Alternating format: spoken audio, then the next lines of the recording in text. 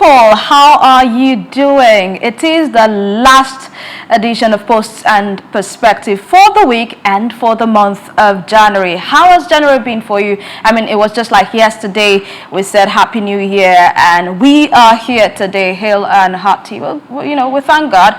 For me, the month of January, though it's, you know, it was a bit elongated, you know how they say 100 days in one. For me, probably it was like 60 days in 1 month, but it was still amazing. So I'm just going to be moving over to Blessing and Doc to ask them their experience, how it was in January. In one word, if you can, you know, tell me how January has been for you so far, what would you say it is? Blessing. I'll say the month of January was fair. It was good. Fair.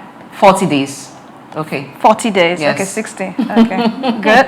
Doc. It came quickly to an end. I understand why. And Doc, you know what they say? People that have this opinion that it's fast, it means there's pepper rest for their pockets. Oh it means they have money. No. Doc. No, that's not the reason. Because It's he's the one to quickly. give Pepe out. Really? I did not actually. I never saw it from there. But it's been an amazing experience. If you know, would agree with me that, you know, it's been good. People really, really see January as 1 month that, you know, is when it comes to finances, they really do not have so much to give. But this month, like you said, it has been fair. Yes. All right, people, of course, you can share your thoughts with us, how January has been for you thus far. You can click, go to our comment section and just put in your own thoughts there. Let's move on to Post and Perspective. Let's start with the very first story this morning. Of course, you know who it is. It is Evelyn Ohiola. Our very first story this morning is on this story with the hashtag She's Included, where we had an event and the Vice President Kashim Shettima said that women will be at the forefront of Africa's projected $29 trillion economic transformation. I love the fact that it's coming from the Vice President Kashim Shettima, I beg your pardon. So Rap Radio Africa has this to say: the earth was handed over to man, and then he was provided with someone to help keep and maintain it. Hashtag She's Included already, but she wants more that cannot be given by him, by man, but by him. Wisdom not come too much. Rap Radio Africa. Is wisdom not too much for you like this? But I think I get what she is saying, rather he should be he saying. Chiweke Vita says, lack of, all right, that's not it. This one is from Gladys Godwin. Gladys Godwin says, empowerment isn't about dominance. It's about making space for others to rise alongside you. Hashtag She's Empowering, hashtag Soup News TV, and hashtag Front Burners. And she goes on to say, thank you, Blessing. All right, amazing. So Blessing, you are the woman here. Yes. You know, I fully represent the female constituency of Nigeria and Africa. So talk to us. She's included.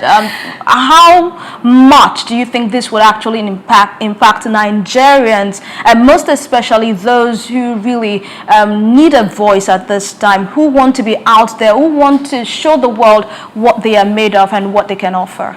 I think it should begin with asking women what they would want rather than thinking for women. There have been several means to empower women, and it's been same old in the sense that you're repeating the same skill set of kind of acquisition. Yeah. But time has gone beyond certain skills that we're teaching to women. Yeah. A lot of women now are in tech, or many women are in tech. So we should ask the women too, in what way do they want to be empowered? There's also mentor empowerment. Would they prefer that you pay for a mentorship program for them? These are some of the ways to empower women. So it should not just be empowerment as usual. If you want women to be the front drivers when it comes to the $29 trillion economy that Africa wants to build, and then these women should be part of the decision makers on how they want to drive that economy. I love that, Blessing. I love that. I mean, we should break from the cycle of the wash, rinse, and repeat kind of syndrome, where it's the same, like you said, the same old kind of strategy we're using, you know, to attack or to prefer solution to this. Thank you so much. Let's move on to the next story this morning, and it's about our textile industry in the country. Impact of the textile industry on the Nigerian economy as imports threaten survival. Chinweke Vitus has this to say: lack of innovation is our biggest challenge. Production of indigenous products has remained very crude for many decades. And Da Ekiti Girl says fast fashion makes things worse. Cheap materials, mass production, insane waste. Meanwhile, our rich fabrics like Ashoke, Adire, and Ankara are durable, unique, and sustainable. But we chase what's in trend instead of investing in what lasts.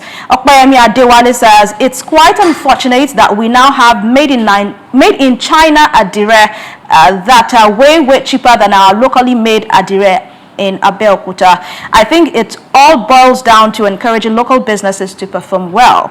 And Omolon says imports from China ruining local industry. And I'm going to take us back to a particular statement made by the minister Minister of Tourism, saying that Nigeria loses $3 billion annually to imported Ankara fabrics. You can see the Minister of Arts, Culture and Creative Economy, by the way, Annatu Musawa, said that in the year 2024. Doc, what do you think is happening to our textile industry? The very first time I heard of made in China Adire, I was livid. Because how would you go to import Adire? I mean, Abeokuta, Ogun State owns Adire. So how would you go to import Adire from China and bring into Nigeria? And everyone now, prefers that because they say it's way cheaper than getting the one from Ogun State. How do we actually move away or leave this quagmire? Well, let me do my protest first. Okay. That, my own is harsh. He must be included. I was still on this story of Adire. You're taking us back to my first story. Which one? I was actually going back to your first story.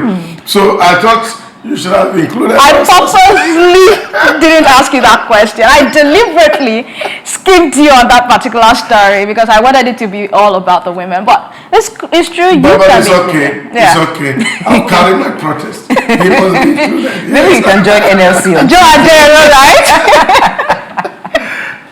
All right, so let's talk about it. It's quite unfortunate. We've spoken to it quite elaborately on the show. Yeah. And the reasons are far-fetched. It's the fact that we have not been able to innovate the way things are done. These and the others that are coming from China, they are mass-produced because technology has been provided. Yes. And the one that is made in Abeokuta is locally made. Yeah. And the energy and the labor that gets into it is massive, so they can't be a price at the same. Yeah. And I think that's just common reasoning. And what solution do we say is that our educational system must begin to look into our cultural practices to see how we can do things and multiply it so that we can duplicate and share and it becomes cheaper. That is what the educational system should be all about. We should not be studying things that are not within our competence. Okay. We should study things that are within our competence. The school system should be built around the cultures of those places and see how the craft that God has given to us, how do we evolve it such that it become faster to make and then easy to multiply and cheaper, and then we can actually ship outside. Export. But human being will be human being. They will always find things that meet the size of their pocket. I don't want to strain to be able to be patriotic by paying more when a lesser version is available. I agree so I think investment in technology is important and critical, and those who design our curriculum in educational learning must also factor the place where we live and use it as a cue for development. Enough of British curriculum and American curriculum. I agree with you totally, Doc. Let's move on to our next and final story this morning. Another major disruption in the United States of America. And this one I can say hashtag he is included. I mean, with that with that hint coming from President Donald Trump about the divorce law, saying that, you know, there's likelihood that there will be no more 50% property law. So, you know, the culture of view of women over there having divorce and, you know, getting 50% share, you know, we may see an end to that very, very soon. And GM Kimmims has this to say: Trump says no more to sharing half the property of a rich man because of divorce. That scam is over. If you want to live with what you came with, or a fair share of what you built, and no longer half of what a man owns, if what you own cannot take care of the kids. Hashtag Donald Trump. And Nana Faronzi says, President Donald Trump is the real deal. Gladys Godwin says, just because you get married to a rich man doesn't mean you have to get off of his wealth and end up being rich after divorce. Hashtag front burners. And this one is from Class 1. It says, a step in the right direction. Marriage has made prominent men sick and weak. In fact, marriage is a scam. Okay, I mean, I agree to that last part. But what do you think?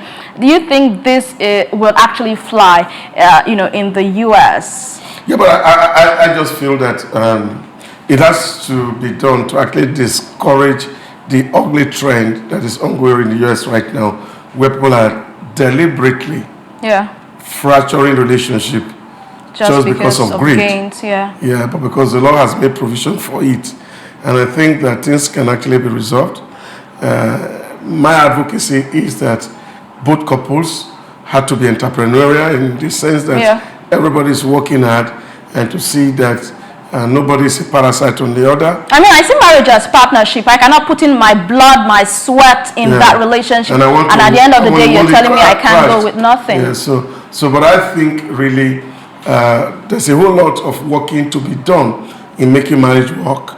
We need to understand our personality differences. Yeah. Some people are chronically melancholic, some are choleric. Yeah. And therefore, if a sanguine is married to a choleric, he will know that he has to deal with a personality issue and really has nothing to do with separation or seeking something. So marriage is workable if couples will endeavor to understand themselves. Thank you so much, Doc. Thank you, Blessing, for your takes, your thoughts, and submissions this morning on Posts and Perspectives.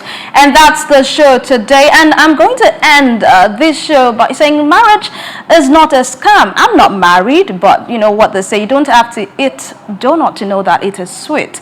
Marriage is not a scam. It is a sweet thing to experience. It's just that, like Doc said, you must be deliberate and intentional about your marriage. Put in the work and ensure that it works out well. Millions of marriages are working out well, and yours definitely can be one of them. My name is Evelyn Ohiole. Have yourself a good day, but ensure to stick around for sports. TC Barra is on standby. You do not want to miss out on what he has in stock for you.